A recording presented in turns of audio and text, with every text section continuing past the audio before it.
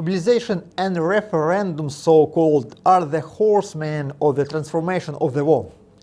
Partial mobilization in the Russian Federation and the adoption of the new mobilization legislation, as well as a sharp acceleration in the path of the so-called referendum in the occupied territories, are markers of an attempt to transform the Russian strategy in the Russian-Ukrainian war and probably in transition to a new phase. The transformation attempt was forced for the leadership of the Russian Federation is a consequence of the defeat in Kharkiv region and the general loss of military initiative. The ever-increasing military and financial assistance to Ukraine from the United States and allies, which provokes the processes of demoralization and destruction in general in Russian state.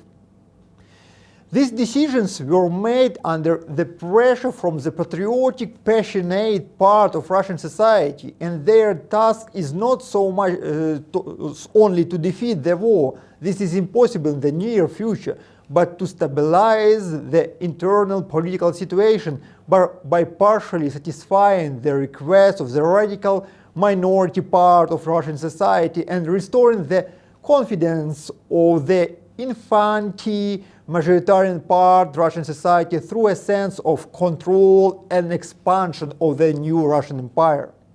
Although the task of changing the course of war is also certainly worth it. Mobilization and referendums are already officially turning the special war operation wondered at least removing the letter C from there and making the O small. The Kremlin was forced to accept the failure of the main goals of its due the insufficient forces and transforms the invasion into a frontal war, total war. But not only the letters from the name of disappeared. The Russian Federation is also changing the goals of the war. Now this is not the forcing Ukraine to capitulate, although it would not have been refused either, but the liquidation of Ukraine and its absorption in parts into the new Russian Empire, which Russian politicians, the same Leonid Slutsky, directly speak about today.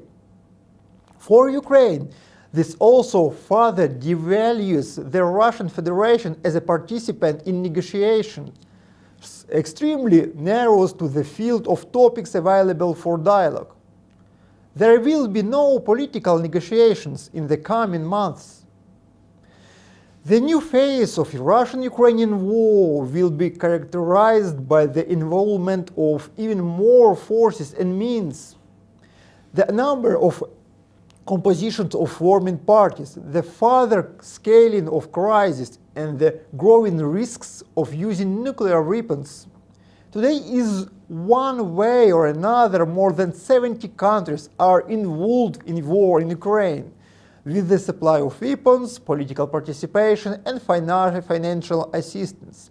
Only the group of countries in the Rammstein format plus and allies of Ukraine has about 60 countries. Up to 10 more can be considered conditional allies of Russian Federation.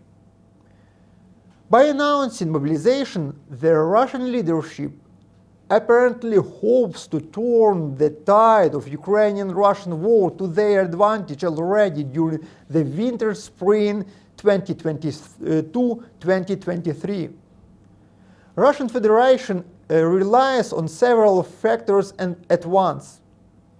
Energy crisis in Europe, high prices, peak inflation in winter in Europe and North America, growing up political instability in the European Union and the United States. At the same time, during the winter, Russian Federation hopes to launch a new offensive. The Russian Federation will actively engage in nuclear blackmail, but the very threat of using tactical nuclear weapons has seriously increased in any case. The Russian Federation, through the mechanism of nuclear blackmailing, is trying first of all to put pressure on Ukraine's Western allies in order to reduce their level of support for Ukraine. But the declaration of readiness to use nuclear weapons should not be taken as a blackmail only. This is blackmail to a certain extent, as long as everybody believe or pretend to believe, and then it's nuclear weapon just a weapon that can be used, unfortunately. The Russian Federation today is considering the possibility and expediency of using tactical nuclear weapons in the south and east of Ukraine, at least to protect the new annexed territories. The Russian Federation will face significant difficulties in mobilizing, but in general it is likely to be implemented. The mobilized units will potentially go to the front from 1 till 4 months after the start of mobilization.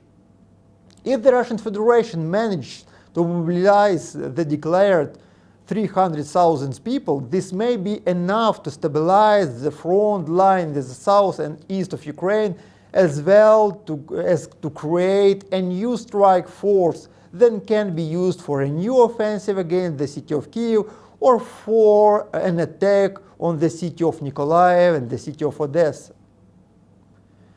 It must be understood that partial mobilization is more of a thesis for a Russian internal audience, an attempt to reduce the level of fear and anxiety that will certainly arise in connection with the mobilization now.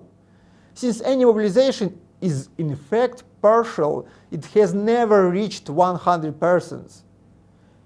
At the declared figure of 300,000 people, out of 25 million mob potential, is an attempt to show that they will not take everyone without exception in order to reduce the level of tension and nervousness in Russian society.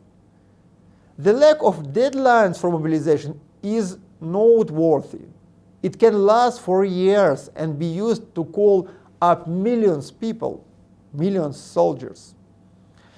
Vladimir Putin and his entourage through referendums will also try to get at least a shadow of Crimean consensus to increase the level of support from society for unification around of power, provide guarantees of their non-persecution in the future by new authorities in the Russian Federation. Because without abandoning the results of the referendums, it will not be possible to condemn their reasons, invasion to Ukraine and participants. Of course, mobilization will raise the level of internal tension in the Russian Federation and increase anti-war displeasure. The war will penetrate deeper into the fabric or entirety of Russian society, upset its infantile balance with the authorities, more involvement and demands. Will it turn into protest? So far it's incredible. Let's in the context of 2 and 3 years vary. It will also have a negative impact on the Russian economy, but the consequences of these losses will most likely not be felt for society until next spring. For Ukraine, mobilization in the Russian Federation carries both military and social economic risks. Since the Russian mobilization in Ukraine will have to respond with a new round of our mobilization to build a more layered defense and follow the path expanding the number of Ukrainian armed forces. A new round of mobilization will increase government spending and have a negative impact on the national economy. Mobilization and referendums are unlikely to be a turning point in the war, but one of its turning points for sure. In any case, the amount of Russian troops on Ukrainian lands and Ukrainian territories should be growing up in 2 times. Thank you, friends. Thank you for watching this video. Please write down your interesting question. Peaceful sky, good weekends. See you back again. Bye-bye.